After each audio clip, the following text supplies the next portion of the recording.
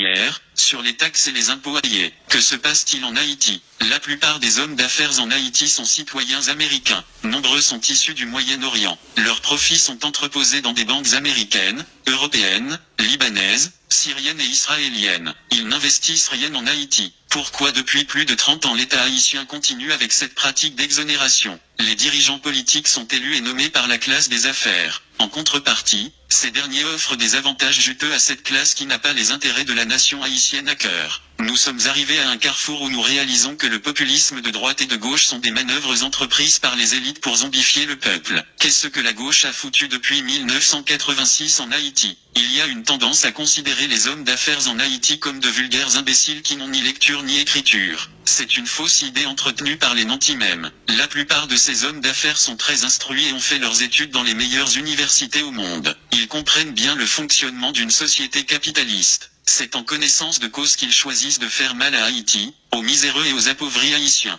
En affaiblissant l'État, ils font d'une pierre deux coups. Ils bénéficient des largesses des dirigeants incompétents et inconscients et ils rendent impossible toute tentative de soulèvement et de changement du peuple haïtien. Ils encouragent de faux conflits dans le pays, ils arment des bandits un peu partout pour semer le trouble. Dans tout pays sérieux, quand l'État faillit à sa mission, ce sont les élites qui se réunissent pour restructurer l'État. En Haïti, ce sont les élites qui affaiblissent l'État même. Elles jouent sur la précarité et sur l'ego surdimensionné des gens pour établir un système de corruption qui fait leur jeu. Dans quel pays au monde est-ce qu'une bourgeoisie choisirait de fonctionner dans la crasse? Les hommes d'affaires sont en transit en Haïti. Ils font de l'argent dans le pays, mais leurs investissements sont ailleurs. Ils n'ont aucun intérêt comme des crises cardiaques, des AVC, ils meurent avec leur argent en poche. Le problème avec ces messieurs et dames c'est qu'ils n'éprouvent aucun sentiment nationaliste. Leur maladie est devenue contagieuse puisque la classe moyenne tend à émuler leur comportement suicidaire. Nombre d'Haïtiens ont des médecins privés à Miami, ils envoient leur progéniture à l'école aux États-Unis d'Amérique, en France et au Canada. Même les leaders politiques qui devraient donner le ton rentrent dans ce schéma. Le grand malaise dans tout ce drame est qu'il n'y a pas d'homme debout dans le pays capable de renverser la vapeur. Les intellectuels comme Yuri Latortue,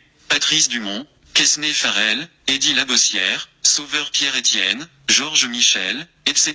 qui auraient pu dénoncer ces manœuvres sont relégués au banc des lâches et des opportunistes. Ils profitent eux aussi du système. Qu'est-ce qui explique qu'un intellectuel comme Quesnay Farrell choisit de ne pas produire des livres pour expliquer les jeunes pourquoi Haïti est pauvre? C'est bien de parler à la radio, mais le devoir d'un intellectuel est avant tout d'écrire pour la postérité, de faire comprendre et d'aider ceux qui peuvent lutter à appréhender le réel. Il y a des dizaines de milliers d'intellectuels haïtiens qu'on aurait pu mettre en cause et blâmer, mais on cite ces noms parce qu'ils sont plus en vue. Comment va-t-on et peut-on sortir de ce carcan? La pensée critique c'est ce qui fait défaut à Haïti, à sa jeunesse et aux militants qui sont prêts à faire le sacrifice ultime. Voilà pourquoi aujourd'hui nous voulons finir avec le palme-épale et nous encourageons ceux qui ont la lumière de la connaissance et du savoir-faire explicite à partager leurs expériences. Nous ne voulons blâmer personne. Nous donnons à tout un chacun la chance de faire peau neuve. Il y a une excuse que certains intellectuels noirs de la classe brandissent à chaque fois qu'un élément de la diaspora les met en cause. Ils disent qu'ils ont choisi de rester en Haïti, malgré tout et que nous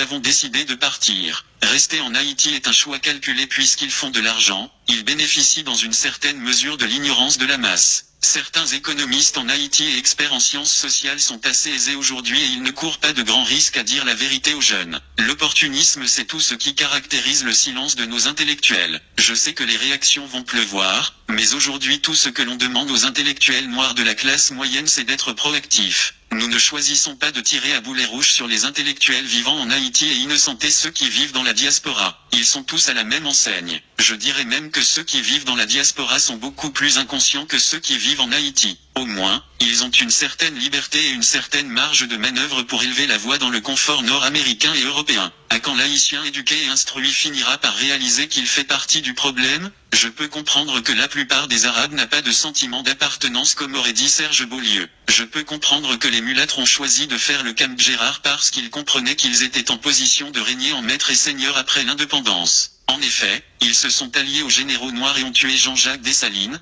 le fondateur de la nation haïtienne 211 après l'assassinat de l'empereur Dessalines. Que peut-on espérer? Nous ne cesserons de le répéter, l'ennemi numéro 1 de la République d'Haïti est l'ignorance, la violence, la peur, la médiocrité, l'égoïsme, la méchanceté, la haine et l'opportunisme. Aujourd'hui, les éléments de la classe des bossals sont aussi coupables que les arabes et les mulâtres qui constituent la classe des nantis. Nous devons avoir le courage de dire que nous sommes les Aigniais. Nul besoin de pointeur X ou Y du doigt. Nous sommes tous coupables et responsables de la misère et de la paupérisation de plus de 9 millions d'Haïtiens. Qu'est-ce que nous allons faire pour dénouer ce nœud gordien? Je ne prétends pas avoir toutes les réponses, mais au moins j'agite les questions et je cherche à comprendre. Le président du Sénat Yuri Latortue gagnerait en estime s'il cherchait à savoir à combien s'élève le montant actuel des franchises douanières et des exemptions de taxes et d'impôts octroyées à la classe des nantis. Le secrétaire d'État aux Finances Ronald Décembre devrait bien avoir ces chiffres prêts à partager avec les parlementaires qui disent représenter le peuple. Les économistes et les analystes politiques doivent poser des questions. Nous faisons semblant de ne pas voir et de ne pas comprendre. Et pourtant nous sommes assez instruits pour comprendre. J'aimerais bien que des économistes comme Quesnay Farrell et Eddy Labossière nous parlent du manque à gagner de l'État haïtien et du peuple haïtien dans l'octroi de ses franchises douanières et des exemptions de taxes et d'impôts. La séance tenue au Sénat de la République la semaine dernière sur les juteux contrats d'électricité ont permis à plus d'un de comprendre à quel point les élites économiques plumant la poule Haïti et son véreux. Octroyer des privilèges à ceux qui peuvent payer et qui n'investissent pas dans le pays est un scandale. Certains vont me dire que les hommes d'affaires ont des entreprises ça et là. Je leur dirai tout de go que le système d'oligopole et de monopole qu'ils établissent dans le pays par la peur et la violence décourage la compétition. Qu'ils partent et plus d'un verront comment les bien-pensants finiront par prendre les choses en main. Ceux qui sont lucides et qui voient clair doivent avoir le courage de dénoncer le mal que nous vivons en Haïti et de réfléchir sur le comment construire une société juste et plus équitable où règne la primauté des lois. L'État haïtien doit fermer le robinet des franchises douanières et des exemptions de taxes et d'impôts. Jovenel Moïse doit cesser de jouer au sourd et à l'imbécile pour enfin assumer ses responsabilités de chef d'État. Il doit se mettre au travail comme chef d'État. Il y a des hommes qui ont l'expertise nécessaire pour mener des enquêtes et aider l'État haïtien à appréhender le problème. Il suffit de crier à l'aide. Nous demandons aux jeunes haïtiens de consentir des efforts pour se former. Grâce à Dieu, nous avons l'Internet et nous avons des moteurs de recherche. La connaissance est plus accessible aujourd'hui. Nous devons nous former et nous devons poser des questions. La justice élève une nation, la connaissance et l'amour véritable libèrent. Que Dieu aide les Haïtiens à se débarrasser des turiféraires qui les tiennent attachés à la misère et à la crasse.